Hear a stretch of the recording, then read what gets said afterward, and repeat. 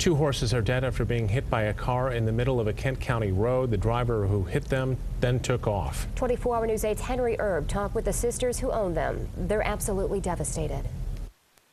People who saw it say it was a horrible sight. One horse lay dead on the road. The other horse, badly injured, crawled up onto this lawn and was nickering for the other animal. The driver who hit them never stopped. I can't figure out how they even got out. We have no idea. There was no obvious break in the enclosure around their pasture, but they got out somehow during the night and walked more than half a mile where they were hit. Louise Mast held back tears as she showed us pictures of the 2 horses killed by the hit-and-run driver, and of her daughters whose lives, she says, centered on the animals. This was their life, literally.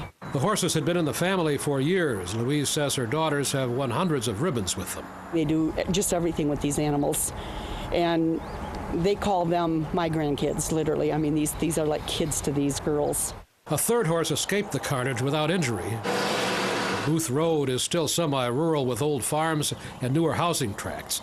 People increasingly use it as a place to walk, but neighbor Joan Farwell worries about them because of the increasing car traffic and speed. The traffic has increased tremendously. I think it's a cut-through from West River over to Alpine, and the speed limit is not taken into consideration here. They just fly through. The speed limit is 30 downhill, 45 uphill, but the car that hit the horses might have been going much faster. One horse died of a broken neck, and her teeth were knocked out. The other's legs were broken.